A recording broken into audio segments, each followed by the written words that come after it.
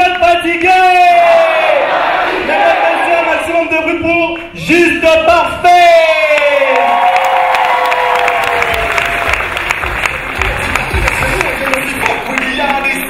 Mesdames et messieurs, tous ces mots vous présentent Juste Parfait. Souriez vos applaudissements, s'il vous plaît.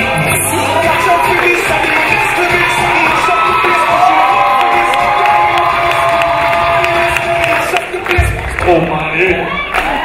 Bonsoir, Braza. Bonsoir. Hey, il y a du monde ce soir, hein? Waouh.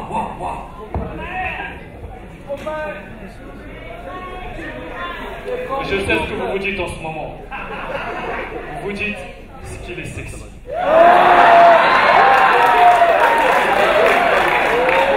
Oh, j'assume ma bogosité. J'assume ma sexibilité. Ouais, devant moi, Cristiano Ronaldo, c'est de la merde. Oh, on m'a surnommé même 50 Cent pour mon gabarit. Vous trouvez pas que je le ressemble physiquement, non? Oh, The Rock, ouais. Oh, The Rock, c'est quand même un poids léger devant moi. Non, est-ce que Brazzaville est là? Ouais. Mais faites du bruit quand même. Alors, tout à l'heure, là, j'ai vu un garçon qui a fait les Arabes. Avec l'islam, ils sont pas trop à la mode, mais moi, franchement, j'ai envie de me convertir à l'islam. Oui, ça vous étonne parce que j'ai senti un silence grave.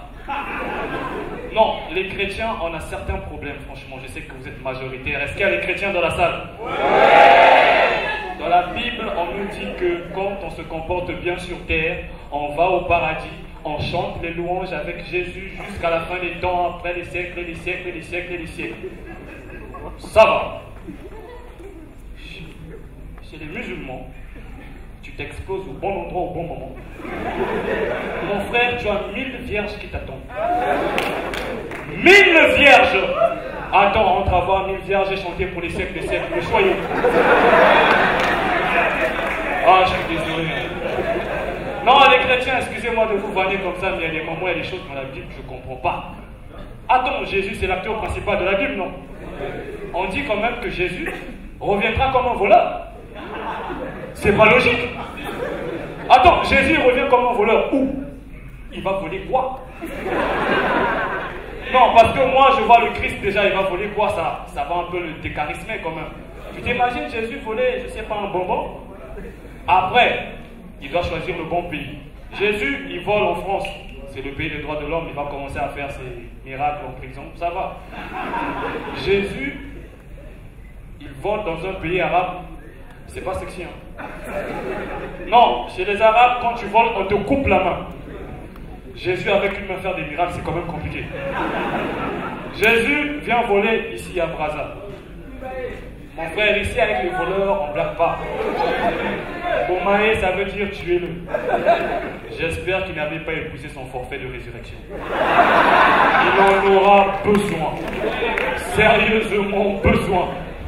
Alors, Brazza, est-ce qu'on est là? Ouais. Comme vous avez remarqué, j'ai ramené que 50% de mon gabarit. J'ai laissé les autres. J'avais besoin que de ça aujourd'hui. Bah oui, hein. Ah, je remarque, il y a des blancs. Les blancs, vous êtes les victimes préférées. Oh, je vais vous en mettre plein la vue. Vous savez pourquoi? Les gars là, c'est les gars les plus injustes du monde. Je vous assure. Attends, remarque, ils ont des bons super-héros, hein. Tu remarques aux États-Unis, Superman, Batman, Spider-Man. Chez les Anglais, ils ont Sherlock Holmes. Les Belges aussi, ils ont super-héros Tintin. Les Français, leur super-héros, c'est Nicolas Sarkozy. Il a dit, je vais sauver la France. C'est pas un super-héros, ça. Mais c'est un super-héros.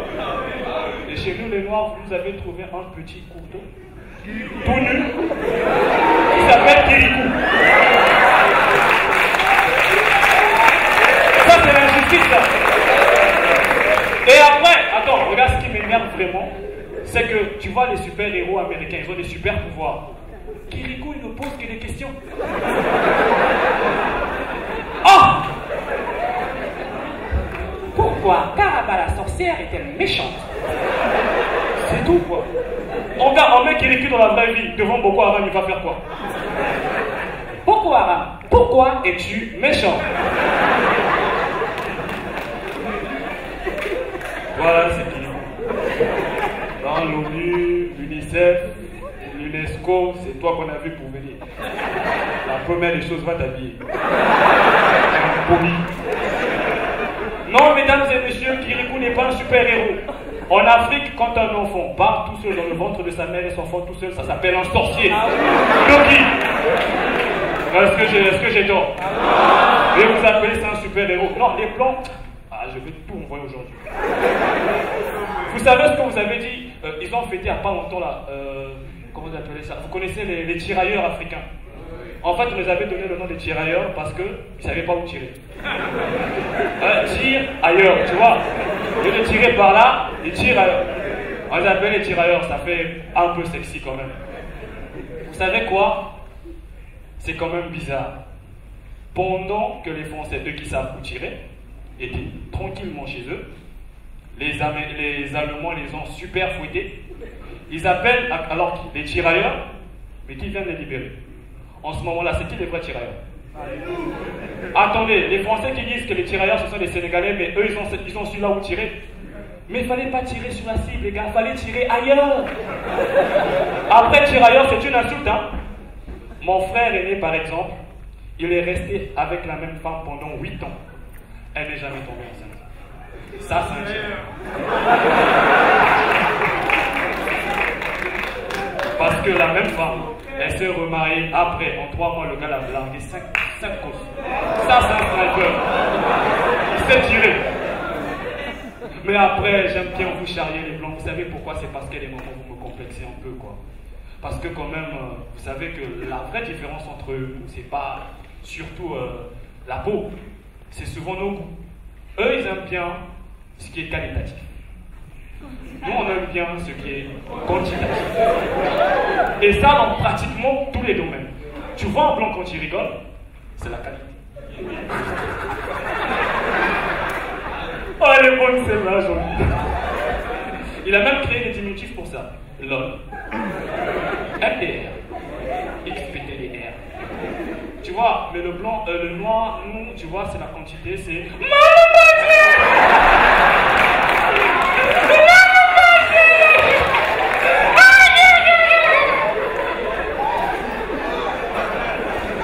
Ça, c'est la quantité.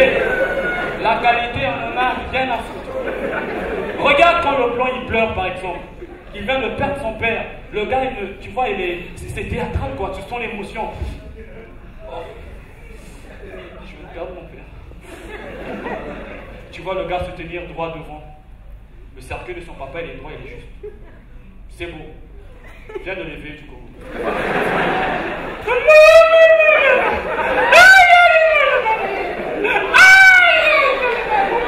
Et surtout les mamans bébés, elles prennent même des chorégraphies.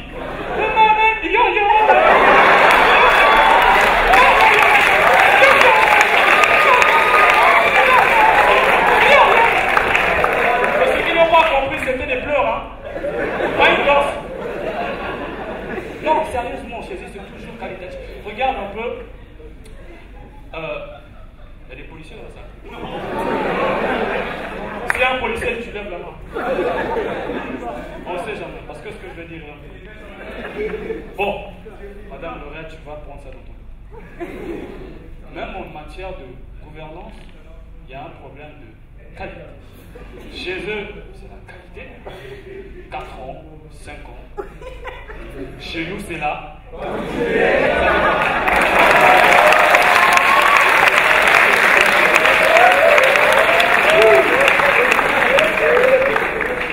Mais non, je ne fais pas de commentaires sur ce que je viens de passer. Mais en matière de ce qui est de faire les bébés. Vous voyez les familles françaises, je les vois à la télé, tu vois, c'est... Où ça? Tu vois un peu, la famille, c'est papa, maman, 2 enfants. Oh, c'est beau la famille. Chez nous, c'est papa, 2-3 femmes, plusieurs enfants à la maison, encore d'autres ailleurs. Tu vois, c'est un problème de quantité. Mais là où ça s'inverse, c'est quand il faut danser. Je vous assure qu'un blanc te fait une quantité de danse et de gestes pour danser qui ne riment à rien.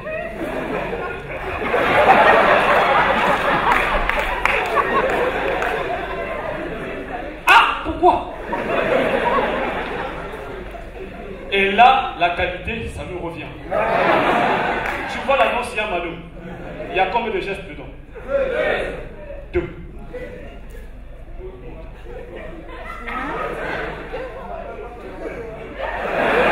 C'est fini. Est-ce qu'on a toujours dit c'est pas les... Oh. Non mais il y a des moments aussi, la qualité c'est important, hein? Parce que vous avez remarqué, moi c'est pas la quantité mais plutôt...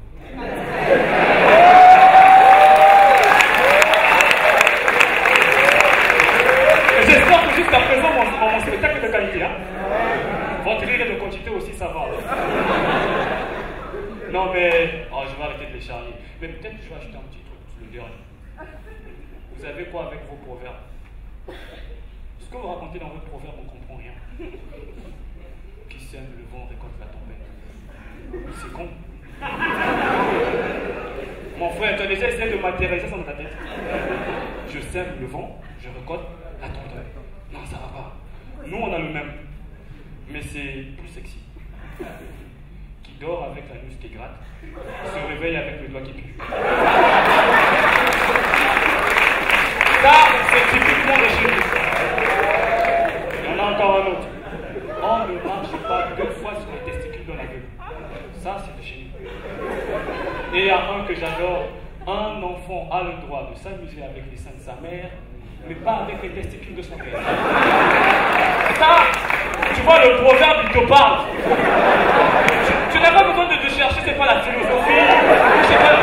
Le proverbe, il est là, il est simple. Je dis, ouais, tu joues pas avec, mon frère. Dès que tu t'approches, ça ne peut pas dire petit monde réservé. Ça va pas, non? Mais tu peux faire tes mains et dire, arrête de faire chier, maman. Mais dès que tu arrives là, petit, allez. Non, mais c'est ça, c'est... Hein, ça va pas, quoi. Non, il y a des gens dans la salle qui m'ont demandé de leur faire des dédicaces. Je ne vous dédicace pas. Vous m'avez rien donné. Pour les étrangers, c'est comme ça que nous, les artistes et certains journalistes se nourrissent. Hein. On vient, on nous donne de l'argent, tu arrives. Eh, nazo pas kalibanga pona yo, papa nanga. Veut dire, bois kalibanga, ça veut dire n'importe quoi. Bois kalibanga, ça veut dire jeter une pierre. Ouais, quand je fais la traduction, ça perd son côté sexy. Hein? Et un truc que je viens de remarquer, ça continue. Vous n'avez pas remarqué que les filles, quand elles arrivent à l'Institut français du Congo, leur façon de rire et de parler change.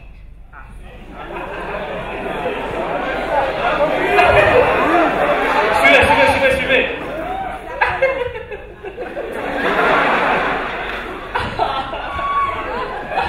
Il est trop drôle. Leur façon de marcher, bizarre aussi, hein. Et tu vois, elle met des talons rarement. Elle est venue pour rire, mais la fille, elle a mis du mascara, tout, tu vois. Bien, c'est... Et même quand elle veut aller dans les toilettes, elle fait comme si elle était de l'autre côté, quoi. Mais il faut les voir dans le quartier. Même quand elle s'énerve, s'il y a une qui a une embrouille pour son ticket, alors elle s'est fâchée en français. Vous connaissez pas comment ça se passe en français? Celui qui dit ce que je vais faire à ma mère, je le tue. Hé, ça va pas, quoi? Hein? Là, tu t'écris quoi? Hein, ça va pas, non? Ça, c'est comme ça qu'on se passe en français. On va dire en congolais. Ta! Ça, t'es en voix. Moninga non, bat. Eh, ici, quand une femme se fâche, je suis désolé, c'est nous les hommes qui en pleurent. Un homme, il a beau se fâcher, mais quand sa femme se fâche, je suis désolé. On plie un, machin. Une femme, surtout les femmes de Bakongo, elles sont là. Les filles de Bakongo, est-ce que vous êtes là? Je vous adore, vous êtes les plus douces, mais les plus colériques. Une femme de Bakongo, elle est douce. Mais quand elle se fâche, Dracula, loup-garou, il n'y a même pas d'équivalent. Je suis sûr qu'elle peut te les couper et la ramener chez elle. Et quand elle te lave, elle peut te laver jusqu'à tes ancêtres. m'as bien vu. Regarde-moi bien comment je suis belle là. Moi je peux sortir avec toi. On a fait 3 ans ensemble.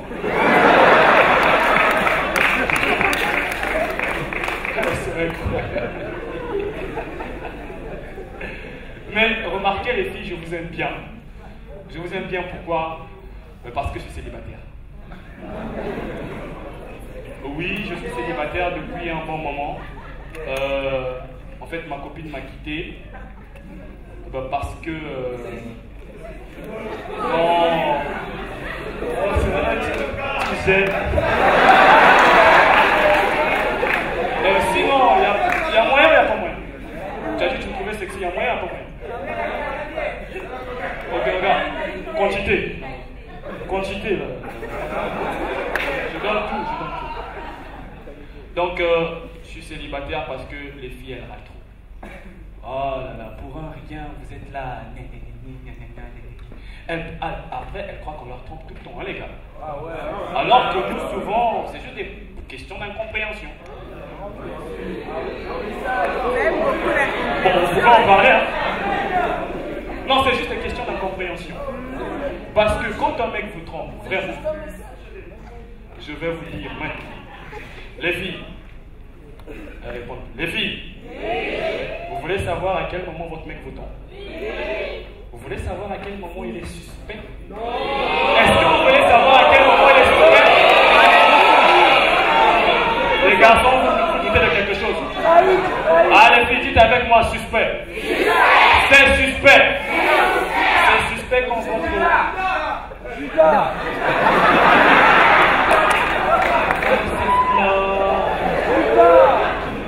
Comme tu m'as traité de Judas, je dis tout. Les filles, êtes avec moi, hein? Là, je dis tout maintenant. Votre mec est suspect quand il change son mot de passe. Ça, c'est... Quand il change la photo du profil de son téléphone pour mettre la photo de sa maman. Ça, c'est... Maman est un visage neutre. Quand il est bien habillé, bien parfumé, qui sort sans vous, c'est... Quand il se trompe de prénom, il t'appelle par le prénom d'une autre fille, c'est... Quand il rentre très tard et que tu lui demandes pourquoi tu viens, il s'énerve, c'est... Quand c'est le connard qui aimait bien ta bouffe, dis maintenant, tu as quel problème avec le sel? C'est... Avant, vous vous promenez même dans la main, maintenant, il est à 50 mètres devant toi, à 15 mètres derrière. C'est... Avant, quand vous dormiez, vous étiez face à face, maintenant vous êtes face à dos. C'est... Je continue les garçons, tiens encore Judas. Tiens encore. Les filles, je continue, j'arrête. Tu dis solidarité quoi? Voici ma solidarité. Non, j'arrête. Je suis un homme quand même. Les gars, ça va là? On va quand même leur rendre là, pareil. Vous voulez savoir à quel moment les filles sont suspectes? Les mecs, est-ce que vous êtes là? Vous êtes là? Dites c'est suspect.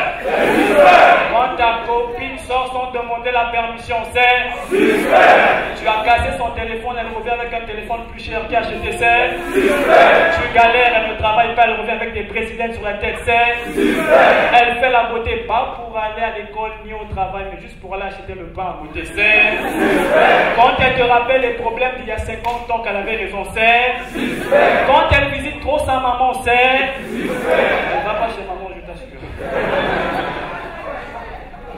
Tu fais ça. Suspect. Suspect. Je dis tout. Enfin, je dis comment c'est ça.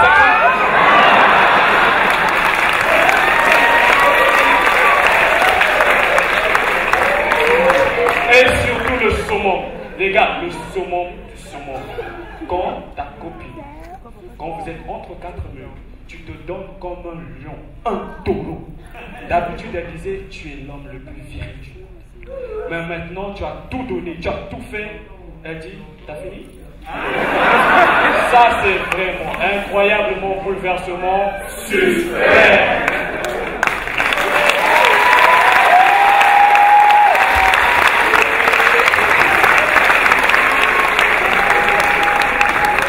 Au commencement, Dieu créa l'homme. Et l'homme était nu. Et Dieu créa les habits. Et enfin, il se décida de créer la sape. Et il vit que cela était bon.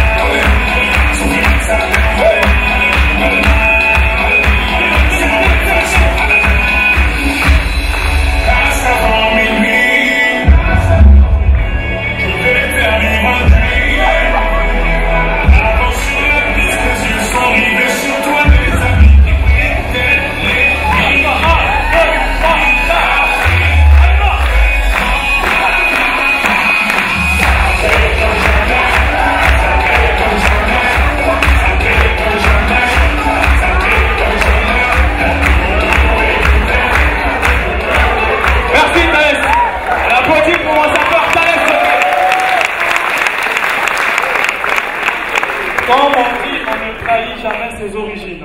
Je suis congolais. J'habite à Brazzaville, précisément à Bas-Congo, capitale nationale, internationale et mondiale de la SAP. S'habiller chez nous, ce n'est pas une question de culture, de religion. C'est comme le vote, c'est un droit civique. Un habitant de Bas-Congo qui ne sait pas s'habiller est considéré comme un mauvais citoyen. Un terroriste qui mérite la pendaison avec une cravate en fil barbelé. Vous écouterez souvent le mot Gaïa, ça veut dire que tu ne sais pas t'habiller. Donc, à Bas-Congo, dès qu'un enfant est né, dès qu'il sait mettre une couche, il peut devenir un sapeur. Donc, il ne faut pas t'étonner de voir un enfant de 8 mois, weston aux pieds, feutre sur la tête, chemise et nœud papillon, le tout enflé dans sa couche culotte. On commence la sape déjà. Après, les gens se posent souvent la question de savoir, mais comment fait-on pour reconnaître un vrai sapeur? Ce n'est ni les habits, ni le prix des habits, mais ce qu'on appelle dans le jargon de la SAP, le slogan sapologico-technico-charismatique. En français facile, plus tu as de la gueule, plus tu fais peur aux autres. Exemple. Mon nom est Rochakwa, alias Arc de Triomphe. Les sapeurs comme moi n'apparaissent qu'une seule fois tous les 150 ans. Car ils étaient envoyés par le Dieu de la sape afin de vous bénir au nom du style, de la lune et du saint vêtement, ainsi soit-il. C'est ce qu'on appelle un slogan sapologico-technico-charismatique. En deuxième.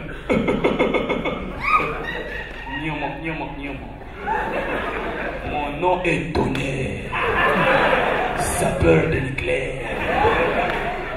Je me sape, mais les sapes plus vite que l'éclair. La pluie annonce mon arrivée, mais je suis protégé par mon parajaloux. Regarde mon style, il est renversant, c'est le tsunami. Slogan sapologico, technico, charismatique. Mais moi-même qui vous parle, je suis un sapeur. Donc mon nom est juste parfait. Juste est ma taille et parfaite est mon élégance. Je suis en harmonie avec la nature, je peux m'appeler sapeur bio. Sapeur vert, sapeur écologique. Moi, je n'équilibre pas, je ne déséquilibre pas, je rééquilibre. Ça fait beau quand on vous dit ça. Vous êtes déjà intéressé à la vie des sapeurs. Ce n'est plus l'harmonie des couleurs, c'est l'harmonie de misère. Plus un sapeur a des habits de haute qualité, plus sa misère est de haute qualité. Il dit pour les plus chanceux, ils habitent encore chez leurs parents. D'autres louent des maisons. Et quand tu rentres dans sa maison, bon, sa maison, son salon, c'est à la fois sa chambre, sa cuisine, son salon, sa douche. Parce que tu vois, il y a un trou. Quand il pleut, ça tombe directement sur lui. Il n'a pas besoin d'aller à la douche. Tu vois? Et tu t'attends à voir quoi? Genre quoi? Un armoire rempli d'habits? Non. Tu vois 3 choses. Un matelas déposé à même le sol. Tu vois plein de CD de sapologie. Mais il n'y a pas de télé. Pas de lecteur DVD aussi. Et là, je te pose la question, il va regarder ça où? Je sais pas. Et là, tu vois, tu cherches les habits, tout ce que tu vas voir, c'est 2 tissus. Tu vois un jean et un singlet accroché à une pointe sur le mur. C'est tout ça, ça. Mais tu le vois toujours bien habillé. Mais là où moi, je les aime, par exemple, moi, les sapeurs, c'est pendant les cérémonies. Tu as déjà vu un sapeur à un mariage? Il est plus sapé que le marié lui-même. Et quand il rentre dans la salle de réception, vous vous mettez debout. Vous croyez que c'est le marié alors que c'est le sapeur? Et là, tu vois, il y a Diaton qui est là toujours. Le gars est toujours en équilibre avec ses fringues. Il a toujours un petit regard toujours nerveux là, genre. Il fait toujours un 3 tours gauche-droite, il revient au milieu après. Il fait son slogan sapologico-technico-charismatique. Mais là où tu le butes toujours, le sapeur, c'est quand il a faim. Mon frère, tout le monde est en train de manger. Le gars est devant le buffet. Il a faim. Ça fait 2-3 jours, il n'a pas mangé. Mais charisme de sapeur oblige. Il est devant la bouffe, il regarde. Il regarde le costume. Il regarde la bouffe. Il écoute son ventre. Et là, il le calme. Il dit, mon frère, la sape exige des sacrifices. Du calme. Et là, Et là, il y a toujours une fille qui vient dire « Mais vous ne mangez pas, monsieur le sapeur ?» Mais moi, je ne ressens pas la faim. Car cette nourriture n'est pas en harmonie avec mon costume. C'est du saka-saka, c'est vert, mon costume est blanc. Incohérence de couleur. Et de toutes les façons, je ne peux pas ressentir de la faim. Car je suis le premier sapeur à avoir touché avec sa Weston la lune. Tu peux m'appeler Malonga Armstrong. Je suis le premier sapeur à avoir niqué tous les extraterrestres. Ma diadance est galaxiale. Ma diadance est en apesanteur. Pour ceux qui ne comprennent pas la diadance, c'est la démarche des sapeurs. Donc, j'ai tout niqué sur la planète Mars, la planète Jupiter, sur la planète Mercure, sur la planète Terre. Je suis un sapeur international galaxien.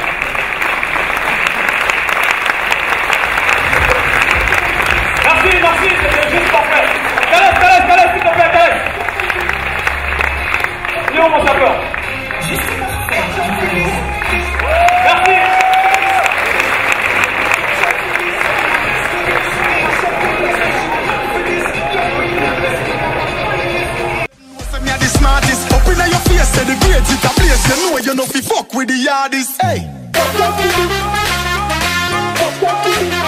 Juste parfait, du Congo.